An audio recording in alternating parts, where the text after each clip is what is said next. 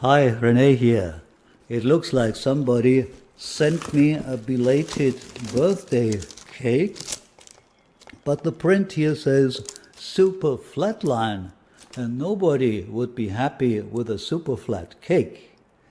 But the second line tells me this is a set of loudspeaker cables, and in this case the word super flat sounds good. One company makes them thicker than overhead power lines, the other, on the contrary, produces cables thin like the silk of a negligee, a phenomenon that ruthlessly reveals the fact that the looks, respectively the technical approaches, are totally irrelevant. What counts is only the sound quality you can achieve with them. So here comes the first conclusion. The looks of a cable are totally meaningless, no matter what the public relations of a company try to convey to you about the technical and philosophical background. Don't be impressed or even fooled by commonplace slogans and cleverly tailored data and explanations. Rely on your ears only.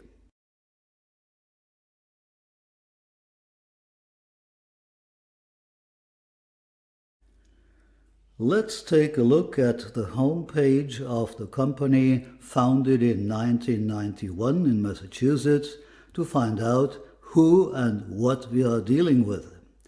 Holy Toledo, we have only made it to the bottom line.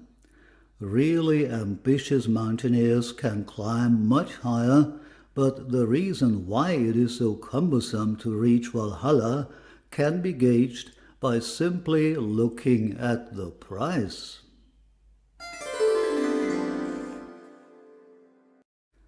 By the way, Nordost also produces grounding devices, which I presented in this video a while ago. The cable I was provided with for this review was the Leifstyle Superflatline, 2 meters long, and according to this online offer, priced at 360 euros. Here in Thailand it's a little bit more expensive, with a price tag of about 15,000 Thai baht, which equal to about 400 euros. Only bananas and rice are cheaper here than in your country.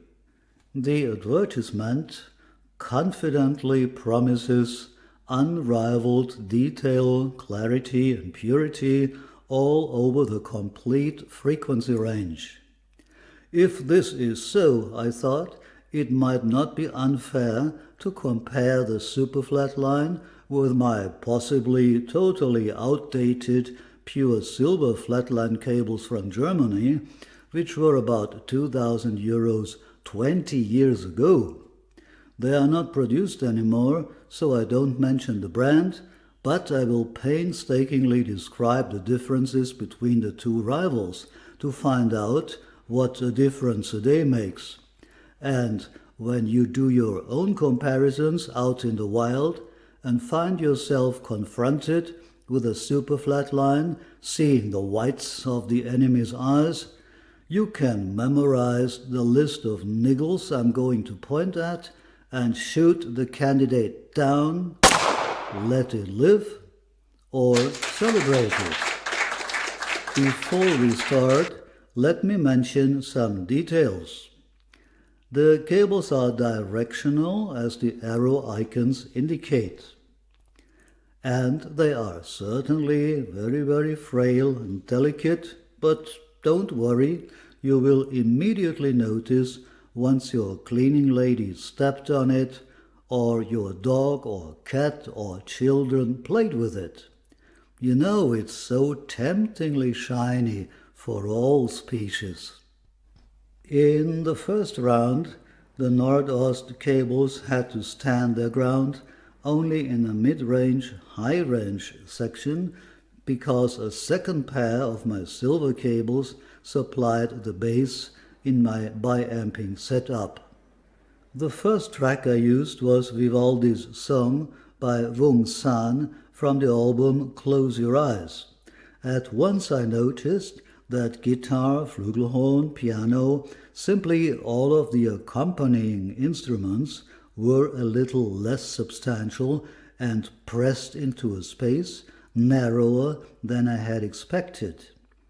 As a consequence, the singer did not have enough individual room for herself and could not dominate the combo as I think she should do.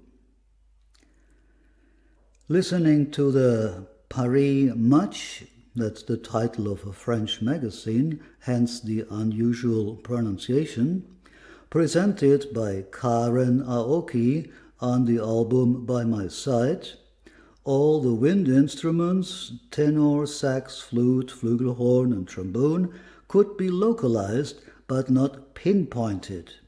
The piano seemed to be smaller and its higher notes less shiny and less sparkling. Carmen Gomez, I'm on fire.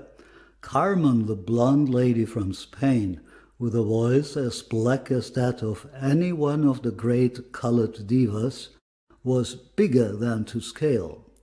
The piano, a little bigger and Carmen a little smaller, would have made for a perfect scale, but the Nordost cables were not able to arrange the desired effect like a cook on a salad plate. Ingram Washington's partly rough, partly velvety charmer voice sounded a bit characterless, a bit mushier, where it would otherwise have broken any lady's heart. I have been carefully pondering over my words, but I think I found out what the red thread is that goes through most of the voices.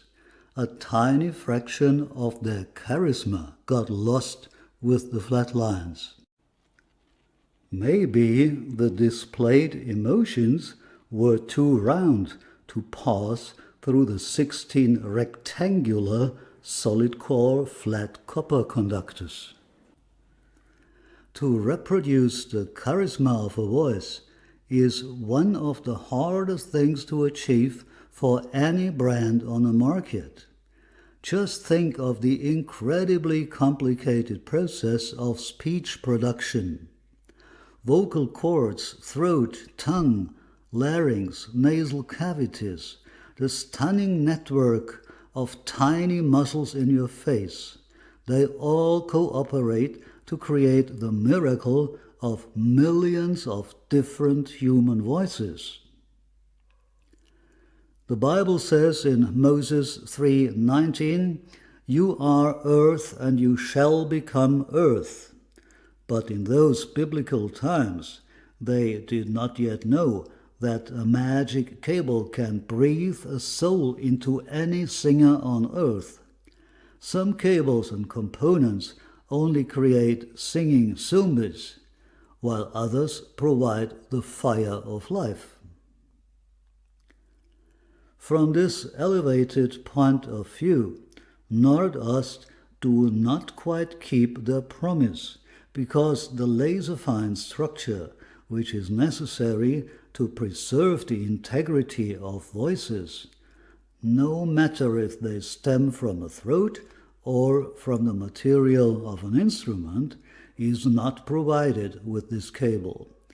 They can make them as flat as they are able to, I don't care, but the soundstage must be deep and the details must stick out like the flowers from a meadow. Sometimes I missed at least a small percentage of buzzing chords, vibrating xylophone plates, and shiny piano notes. All the singers who passed the microphone to each other in my listening room every night, so that I know them like the voices of my most intimate friends, sounded a bit alienated.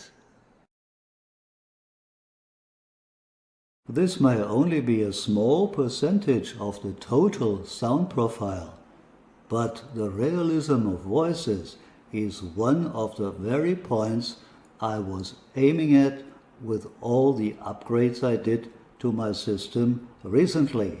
And when a cable blurs my windows to sound nirvana, I'm a bit touchy about that.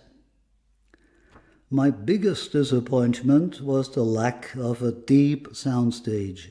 The pianos were given only half the space my own cables generously conceded to them. The players of all those saxophones, trombones, and flugelhorns seemed to sit and play rather on the piano instead of in front or behind it. Bass runs occasionally tried to cage the singer. I prefer the upright bass to be placed next to the singer or to the drums. All the upgrades I tried to improve my setup with during the last few years rewarded me with an unobstructed distant view, sometimes as far as Hong Kong and Singapore or into seventh heaven, whereas the Superflatline restricted my outlook to the space of a 15 square meter apartment, where the spacious recording of the Ingram Washington songs lost its ample ambience. But wait, maybe we can still turn the tide. I bridged my loudspeaker ports, thus removing the slightest possibility of the biamping setup influencing the sound of the cables. I mention the following second round only briefly to safeguard my results and to dissipate any doubts from my viewer's side, because the result was the same, just with less mighty bass fundament for both pairs of cables. If you take into consideration that my silver flat cables were almost 5 times the price of the Superflatline, it is only fair and appropriate that they are some moderate steps ahead, and the result of this comparison is not a disgrace for Nordost at all. Quite on the contrary, I'm afraid I would have to brace myself for a showdown against something like a Heimdall 2. But here in Thailand, dealers only want to sell and not to demo. When you are at good terms with your personal high-end shop, the game is yours. Please leave a comment below and share your experience with us. Thanks for watching. Take care. Look how shiny they are.